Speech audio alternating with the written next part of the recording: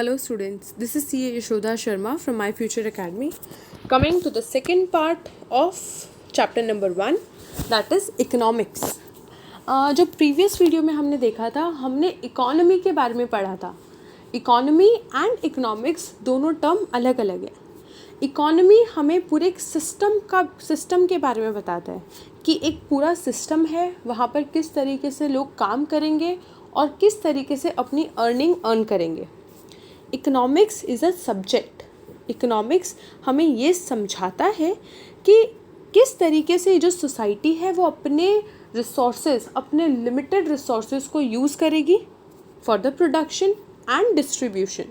Right. So economics basically is a subject. Economics is a social science which studies the way a society uses to choose its limited resources to produce goods and services and to distribute among the group of people. अब क्यों economics को social science कहा गया है? क्योंकि यहाँ पे हम काफ़ी तरीके के देखेंगे. कुछ हम स्टैटिस्टिक्स देखेंगे, जैसे कि किस तरीके से डिमांड बढ़ती है, किस तरीके से सप्लाई कम होती है. साइंस हमें क्या बताता है? साइंस एक लॉ एज इट इज़ दे देता है कि हर सिचुएशन पे ये लॉ एप्लीकेबल होगा. लेकिन इकोनॉमिक्स में ऐसा नहीं होता. हर सिचुएशन में सेम चीज़ एप्लीकेबल नहीं होती, क्योंकि इकोनॉमिक्स ह्यूमन के बिहेवियर से डील करता है. राइट. इसीलिए क्योंकि यहाँ पर लॉज और उसी के साथ साथ ह्यूमन बिहेवियर एग्जिस्टेंस करता है, इसीलिए इसको सोशल साइंस कहा गया है. तो it is a social science which studies क्या स्टडी करता है? The way a society chooses to use its limited resources. क्या कि किस तरीके से एक सोसाइटी अपने लिमिटेड रिसोर्सेज को चूज़ करेगी और उन लिमिटेड रिसोर्सेज से क्या प्रोड्यूस करेगी और किस तरीके से उसको डिस्ट्रीब्यूट करेगी among the people. Right. So economy is a system and economics is a social science. It is a subject जो कि हमें पूरे इकोनॉमी किस तरीके से डील किया जाएगा वो हमें बताता है. Next, branch of economics. दो ब्रांच है इकोनॉमिक्स की. जैसा हम साइंस पढ़ते हैं, साइंस में हम फिज़िक्स, केमिस्ट्री, बायोलॉजी, अलग अलग ब्रांचेस, अलग अलग सब्जेक्ट्स देखते हैं. उसी तरीके के इकोनॉमिक्स में भी दो सब्जेक्ट्स डिवाइडेड है, दो ब्रांच डिवाइडेड है, that is micro economics and macro economics. Micro में मैंने आई को इंटेंशनली कैपिटल लिखा है और ए को इंटेंशनली कैपिटल लिखा है. माइक्रो इकोनॉमिक्स अगर मैं बताऊं तो इकोनॉमिक्स क्या है? जो ह्यूमन बिहेवियर को डील कर रहा है. आई हमें क्या बताता है? इंडिविजुअल. राइट. सो ऐसा इकोनॉमिक्स की ब्रांच जो इंडिविजुअल के बिहेवियर को डील करता है, इंडिविजुअल के बिहेवियर के बारे में स्टडी करता है, उसको बोलते हैं micro economics. A stand for aggregate. ऐसी इकोनॉमिक्स की ब्रांच जो एग्रीगेट मतलब एक साथ पूरे इकोनॉमी. इंडिविजुअल हो गया वन पर्सन और एग्रीगेट हो गया पूरी इकोनॉमी, पूरी कंट्री. तो ऐसी इकोनॉमी जो एग्रीगेट पूरी इकोनॉमी के बारे में स्टडी करता है उसको बोलते हैं macro economics. Right. So micro economics हमें पूरा इंडिविजुअल किस तरीके से बिहेव करेगा वो बताएगा, और मैक्रो इकोनॉमिक्स पूरी कंट्री किस तरीके से बिहेव करेगी वो बताएगा. राइट. अब ये वर्ड कहाँ से आया है हमारे पास? Micro economics and macro economics. एक ग्रीक वर्ड है माइक्रोज. माइक्रोज मतलब स्मॉल, और मैक्रो इकोनॉमिक्स आया है ग्रीक वर्ड मैक्रोज. मैक्रोज का मतलब होता है लार्ज. राइट. सो ये जो मैक्रोज से हमारा वर्ड आया है माइक्रो इकोनॉमिक्स, एंड मैक्रोज से हमारा वर्ड आया है मैक्रो इकोनॉमिक्स. अगर हम इसका मीनिंग देखें तो Microeconomics is that part of economic theory which studies with the behavior of individual. ये तुम्हारे टेक्स्ट बुक का डेफिनेशन है, जो कि हम इसको ऑलरेडी पढ़ चुके हैं, कि ऐसी इकोनॉमिक थियोरी जो कि इंडिविजुअल के बारे में स्टडी करती है. और macro economics is that part of theory which study the behaviour of aggregate. तो याद रखना, माइक्रो में आई आता है, मैक्रो में ए आता है. I stand for individual, A stand for aggregate. Tools मतलब कि पूरा माइक्रो इकोनॉमिक्स पढ़ने में हमें किन चीज़ों की ज़रूरत पड़ती है. तो यहाँ पर आ गया demand and supply of individual. Right. Individual की बात कर रहे हैं, तो किस तरीके से इंडिविजुअल डिमांड कर रहा है, किस तरीके से इंडिविजुअल सप्लाई कर रहा है, वो पूरा देख कर हम ये बता सकते हैं कि पूरा बिहेवियर क्या है इकोनॉमी में एक इंडिविजुअल का, राइट।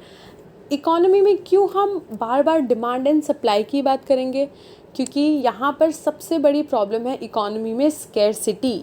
कल हम प्रीवियस वीडियो में हमने देखा था स्कैरसिटी। स्कैरसिटी का मतलब जहाँ पर डिमांड ज़्यादा है सप्लाई से। अगर स्कैरसिटी जैसा कुछ नहीं होता, जिसको जितना पैसा चाहिए उतना पैसा उनके पास है, जिसको जितना रिसोर्स चाहिए उतना रिसोर्स उनके पास है, तो हमें इकोनॉमिक्स करके कोई सब्जेक्ट पढ़ना ही नहीं पड़ता। हम इकोनॉमिक्स इसीलिए पढ़ रहे हैं क्योंकि हमारी जो कंट्री है, हमारा जो नेशन है, वहाँ पर लिमिटेड सप्लाई है और डिमांड बहुत ज़्यादा है, और इसीलिए उस लिमिटेड सप्लाई है, इसीलिए लोगों को वहाँ पर प्रॉब्लम ऑफ चॉइस आ रहा है कि उनको कौन सा रिसोर्स चूज़ करना चाहिए, कहाँ पे किस फील्ड में चूज़ करना चाहिए, राइट। आज इतनी सारी जॉब्स अवेलेबल होती है, आज इतनी सारी स्टडीज़ है अलग अलग, तो एक इंडिविजुअल चूज़ करता है कि इतनी सारी जॉब्स में से उसके लिए कौन सी परफेक्ट है, राइट। अगर हर जॉब में equal salary, equal qualification, equal intelligence चाहिए तो किसी को कोई चूज़ ही नहीं करना पड़ता, राइट। सो इसीलिए यहाँ पर भी सेम इकोनॉमी में वही चीज़ है, क्योंकि बहुत डिमांड है, सप्लाई कम है, राइट, या फिर डिमांड कम है, सप्लाई ज़्यादा है, ये दोनों चीज़ें अनइक्वल है, इसीलिए हमें आज इकोनॉमिक्स पढ़ना पड़ रहा है। तो यहाँ पर मेन टूल क्या हो गए, demand and supply of individual, और यहाँ पर मेन टूल क्या हो गए, demand and supply of aggregate. अब हमारे माइक्रो इकोनॉमिक्स का एक अदर नाम भी है जिसको हम प्यार से बुलाते हैं प्राइस थियरी। प्राइस में मैंने ई नहीं लगाया, तो यहाँ पर अपनी नोट्स में ई ऐड कर देना, PRICE, price theory. And macro economics में आ गया, मैक्रो इकोनॉमिक्स का अदर नेम है income and expenditure theory, right. Micro economics यहाँ पे डिफरेंस हमें पढ़ना है। माइक्रो इकोनॉमिक्स हम जो पढ़ रहे हैं वो हम 11th में कर रहे हैं। मैक्रो इकोनॉमिक्स ये पूरा सब्जेक्ट आएगा आपके 12th स्टैंडर्ड में। पहले के टाइम पे micro economics and macro economics दोनों ही 12th में आता था, और इंडियन इकोनॉमी जो हम 7th 8th 9th से पढ़ते हुए आ रहे इकोनॉमी, सिंपल इकोनॉमी, वो हमारे 11th में आती थी। लेकिन अब इन दोनों को डिवाइड कर दिया गया, माइक्रो इकोनॉमिक्स आता है 11th में, मैक्रो इकोनॉमिक्स आता है 12th में। तो ये जो सारी चीज़ है, किस तरीके से नेशन का डिमांड सप्लाई किस तरीके से इकोनॉमी पे इफ़ेक्ट करता है, वो सारी चीज़ें अब हमने छोड़ दी है 12th के लिए, राइट। माइक्रो इकोनॉमिक्स से एग्जांपल देखें तो इंडिविजुअल इनकम, इंडिविजुअल आउटपुट, जहाँ पर भी इंडिविजुअल की बात होगी वो होगा हमारा माइक्रो इकोनॉमिक्स, जहाँ पर नेशन एग्रीगेट की बात होगी वो हमारा होगा मैक्रो इकोनॉमिक्स, राइट। सो ये बेसिक डिफरेंस था micro economics and macro economics. जो सिंपल सा डिफरेंस है वो यही है कि माइक्रो इकोनॉमिक्स इंडिविजुअल के बिहेवियर को स्टडी करता है, मैक्रो इकोनॉमिक्स एग्रीगेट के बिहेवियर को स्टडी करता है, right. Coming to the central problem of economy, जैसे मैंने प्रीवियस वीडियो में इसकी थोड़ी बात की थी, हमने प्रॉब्लम्स ऑफ इकोनॉमी भी देखा है, scarcity, alternative uses of resources, right. तो वो है हमारे रीजंस ऑफ कुछ प्रॉब्लम्स ऑफ इकोनॉमी।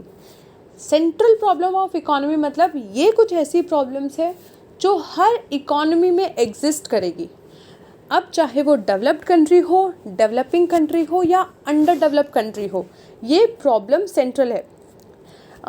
अगर हम इसको अलग एग्जाम्पल से देखें, एग्जाम्पल लेते हैं इसको स्टार्ट करने से पहले कुछ सेंट्रल प्रॉब्लम का।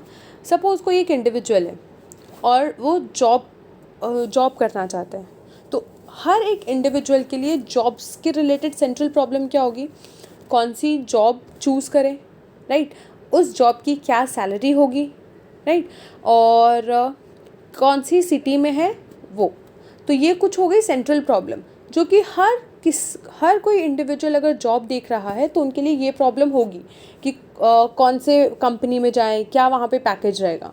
और उसके बाद जो कुछ प्रॉब्लम होगी वो ये, उसके बाद बहुत सारी प्रॉब्लम्स हो सकती है अलग अलग, राइट। अगर हम स्कूल से रिलेटेड देखें तो क्या प्रॉब्लम्स होती है, कौन सी स्कूल में जाए, कौन सा स्कूल बेस्ट रहेगा, कौन सी स्कूल की स्टडी सबसे अच्छी है। तो ये हो गई बेसिक प्रॉब्लम, सेंट्रल प्रॉब्लम। उसके बाद बच्चों को स्कूल में जाके और भी कुछ प्रॉब्लम्स हो सकती है कि यहाँ पर ये अच्छा नहीं है, यहाँ के जो भी प्रॉब्लम्स हो सकती है, बहुत सारी प्रॉब्लम होती है। लेकिन सेंट्रल प्रॉब्लम, मेन प्रॉब्लम क्या होती है कि कौन सा स्कूल बेस्ट रहेगा, कौन से स्कूल की स्टडीज़ अच्छी है। राइट। सो ये हो गई सेंट्रल प्रॉब्लम। वैसे ही इकोनॉमी की जो हमने पहले प्रॉब्लम देखी थी वो उसकी कुछ प्रॉब्लम्स हैं, लेकिन सेंट्रल प्रॉब्लम अभी हम पढ़ेंगे। तो there are 3 central problems of economy. अगर मैं एग्ज़ाम पॉइंट ऑफ व्यू की बात करूँ तो this is the most important question from this chapter. 100% इसका वेटेज है। कोई भी एग्ज़ाम हो, क्लास टेस्ट हो या कुछ भी हो, ये क्वेश्चन आता है। जब पहले ये 12th स्टैंडर्ड में सब्जेक्ट आता था माइक्रो इकोनॉमिक्स, तो उसमें इसका वेटेज था 100%। हर एग्ज़ाम में ये क्वेश्चन हमें मिलता था, what is the central problem of economy, right. So अभी स्कूल पे डिपेंड है कि स्कूल इस क्वेश्चन को कितना वेटेज देती है, लेकिन ये क्वेश्चन वैसे भी बहुत इंपॉर्टेंट है। So there are 3 central problem of economy: what to produce, how to produce and for whom to produce. What to produce में आ गया selection of goods and services, कि अब भाई हमें प्रोडक्शन तो करना है। 3 phases of economy: production, distribution and investment, right. So हमें पता है कि प्रोडक्शन तो करना है, लेकिन क्या प्रोडक्शन करें? इंडस्ट्रियल गुड्स प्रोड्यूस करें फर्स्ट, जैसे कि यहाँ पे मैंने ऑप्शन दिया है, इंडस्ट्रियल गुड्स प्रोड्यूस करें, एग्रीकल्चर गुड्स प्रोड्यूस करें, लग्जरी गुड्स प्रोड्यूस करें, कंज्यूमर गुड्स प्रोड्यूस करें या सिविल गुड्स प्रोड्यूस करें। बहुत सारे ऑप्शंस है। तो फर्स्ट जो प्रॉब्लम होती है वो ये होती है कि कौन से टाइप के गुड्स और सर्विसेज प्रोड्यूस करें, गुड्स प्रोड्यूस करें या सर्विस प्रोवाइड करें। तो फर्स्ट हो गया व्हाट टू प्रोड्यूस। इसी में आता है इन व्हाट क्वांटिटी, कि चलो हमने डिसाइड कर लिया कि हम एग्रीकल्चर गुड्स प्रोड्यूस करेंगे, या फिर हम एग्रीकल्चर और इंडस्ट्रियल दोनों गुड्स प्रोड्यूस करें। तो अब ज़्यादा एग्रीकल्चरल गुड्स प्रोड्यूस करें या ज़्यादा इंडस्ट्रियल गुड्स प्रोड्यूस करें, तो कितनी क्वांटिटी में कौन से गुड्स प्रोड्यूस करने हैं, वो होता है सबसे first question. Second question how to produce. चलो हमने डिसाइड कर लिया कि हम इंडस्ट्रियल गुड्स प्रोड्यूस कर रहे हैं। अब कोई भी गुड्स को प्रोड्यूस करने के लिए हम या तो लेबर्स को यूज़ कर सकते हैं या हम मशीन्स को यूज़ कर सकते हैं, राइट। तो अगर जो हम इंडस्ट्रियल गुड्स प्रोड्यूस कर रहे हैं वो लेबर इंटेंसिव रखें, लेबर्स से बनवाएं या हम मशीन्स यूज़ करें, तो सेकेंड क्वेश्चन आता है हमारा ये। तो अगर हम ऐसी स्टेट में हैं या फिर ऐसी सिटी में हैं जहाँ पर लेबर्स की सप्लाई बहुत ज़्यादा है, सप्लाई मतलब अवेलेबिलिटी, सप्लाई बहुत ज़्यादा है, तो उस सिचुएशन में हमें लेबर इंटेंसिव यूज़ करना चाहिए ताकि वो हमारे लिए चीप रहे। अगर हम ऐसी स्टेट में हैं या सिटी में हैं जहाँ पर मशीन्स, टेक्नोलॉजीज़ का बहुत ज़्यादा है, IT सेक्टर बहुत ज़्यादा है, तो ऐसी स्टेट में या सिटी में हमें मशीन इंटेंसिव हमें प्रोडक्शन करना चाहिए, राइट। सो फर्स्ट क्वेश्चन हो गया हमारा व्हाट टू प्रोड्यूस, कि क्या प्रोड्यूस करें, और सेकंड प्रॉब्लम किस से प्रोड्यूस करें, लेबर्स से प्रोड्यूस करवाएं या फिर मशीन से प्रोड्यूस करवाएं। And the third question is for whom to produce, right. ऐसा हो सकता है ना कि अलग अलग कैटेगरी होती है, हमारे जो पूरे पीपल है उनकी अलग अलग कैटेगरी है। फर्स्ट कैटेगरी छोटे बच्चे, second category teenagers, third category बड़े। उनके अंदर भी कैटेगरीज होगी, गर्ल्स के लिए प्रोड्यूस करे या बॉयज़ के लिए प्रोड्यूस करे, मेन के लिए करे, विमेन के लिए करे या ओल्ड पीपल के लिए करे। तो ये सारी हो गई अलग अलग कैटेगरीज ऐसे भी हो सकती है, रिच के लिए प्रोड्यूस करे, पुअर के लिए प्रोड्यूस करे। तो ये हो गई सारी अलग अलग टाइप्स ऑफ कैटेगरी। तो थर्ड जो क्वेश्चन है हमारा, जो थर्ड प्रॉब्लम है वो हमारी ये है कि कौन सी कैटेगरी ऑफ पीपल के लिए हम प्रोडक्शन करें। Who get more, who get less. अगर हमें सबके लिए प्रोड्यूस करना है तो ज़्यादा प्रोडक्शन किसके लिए करें, कम प्रोडक्शन किसके लिए करें। सेकंड, क्या हमें ये इंश्योर करना पड़ेगा कि हर किसी को मिनिमम उसका कंजम्पशन मिले, राइट। जैसे सपोज़ कोई एसेंशियल गुड है, फॉर एग्जांपल नमक हो गया, चीनी हो गई, तो अगर ये खाली रिच पीपल के लिए प्रोड्यूस हुआ तो फिर तो गलत होगा, राइट। सो जो एसेंशियल गुड्स है, एसेंशियल मतलब जो सभी के लिए ज़रूरी है, उन लोगों के लिए हमें ये इंश्योर करना पड़ता है कि उनके लिए भी हम मिनिमम प्रोडक्शन करें। तो ये तीनों कुछ हमारे सेंट्रल प्रॉब्लम है जो हर इकोनॉमी में एग्जिस्ट करेगी, what to produce, how to produce and for whom to produce. So इन तीनों प्रॉब्लम से हम एक कंक्लूजन पे आते हैं कि हमारी जो सेंट्रल प्रॉब्लम ऑफ इकोनॉमी है वो ये है, allocation of scarce resources, allocation of scarce resources to the production, कि किस तरीके से हम हमारे स्कैर्स रिसोर्सेज को किस तरीके से हम हमारे स्कैर्स रिसोर्सेज को प्रोडक्शन में लगाएं और किस तरीके से किन किन लोगों को हम हमारा डिस्ट्रीब्यूशन करें, ये हमारी हो गई central problem of an economy. यहाँ पर हमारा चैप्टर, यहाँ पे हमारी आज की वीडियो एंड करते हैं। अगेन ये चैप्टर की कुछ रेफरेंसेस है जो कि मैं तुम्हें बताऊंगी कि कौन सी रेफरेंस यूज़ करनी है, लेकिन क्योंकि अभी स्कूल्स और बुक स्टोर्स नहीं ओपन रहेंगे, इसीलिए मेरा यही गाइडेंस रहेगा कि अभी के लिए जो टेक्स्ट बुक्स है उसको रेफ़र करो और जो मैं नोट्स प्रोवाइड कर रही हूँ उसको रेफ़र करो। अभी के लिए उतना इनफ है।